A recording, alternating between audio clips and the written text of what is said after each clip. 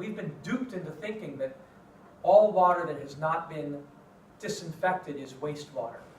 And that was why we had this entire conference for 2 days here with the Germans on the Dialogue for Sustainable Water Infrastructure and Technologies.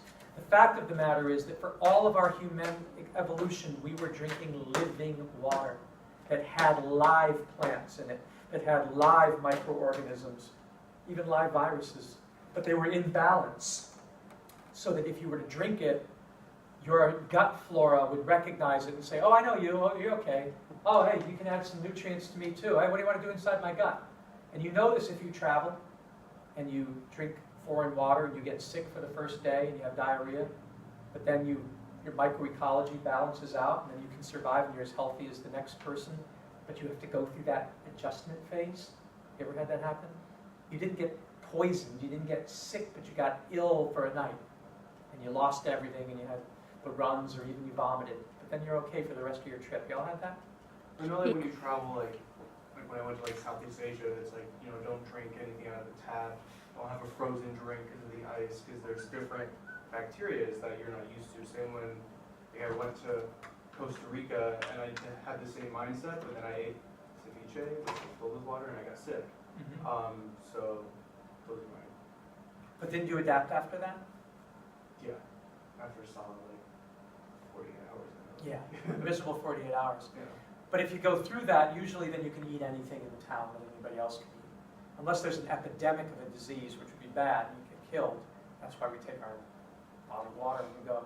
But normally, if you go through the adjustment period, if everybody in the town isn't sick and dying, it's not that the water's contaminated, it's just that you aren't adapted to it.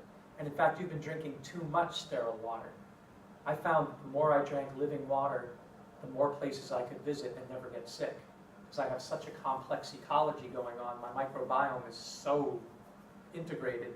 And it's like, oh yeah, new guys got in your stomach. Like, how you doing? I'm fine. And even in Germany where we talked about it at the conference today, they have living swimming pools. I don't know if I've shared this with you yet. Living pools, Germany. When I take my children to go swimming, the swimming pools that we go to tend to look like this. There's no chlorine in them at all. And all of the filtration is through these wetlands over here and over here. And the Germans don't just do this in home pools like this, but if you have there's public, this one here is one that we've taken the kids to.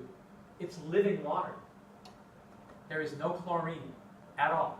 And it's a public swimming pool with hundreds of kids who go there.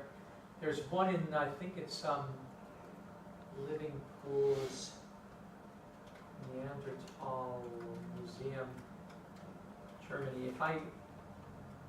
That's the Neanderthal Museum. Let me go to a map for a second. I can find where we go. If I go to Neanderthal, the way with it is they keep the temperature low enough in the parts of the system that are doing the cleaning that bacteria will not proliferate. And they said you may have a problem in Florida unless you watch the water temperatures. The other thing is they make sure that the organic load is always checked so that organics are going into the algae and reed bed and willow bed purification areas, and those plants are able to remove it at the right rate, because if you have too much organic loading in there, then you have surface for microbes to proliferate that you don't want. It's all about balance. Do they use pumps or something? They do use pumps. Yeah, and in many of them it's photovoltaic power. Germany is a huge leader, despite all the clouds in Germany.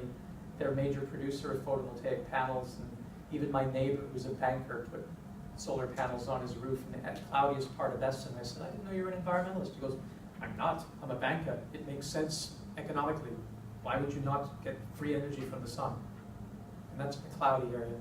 So Florida has no reason not to do this other than some weird cowboy economy mentality that's about killing things, moving in, taking over. It's all about managing and controlling. We're going to control it with chemicals. We're going to control it with engineering.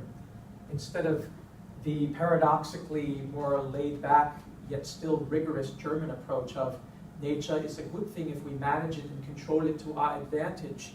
then we can work in harmony. They're not about not controlling, or they have regulations like you've never seen, but the regulations accommodate natural systems because they're more inclined to disregard waste as waste. They see opportunity, and that's one of the reasons why you've got these incredible things there. So Sylvia and I were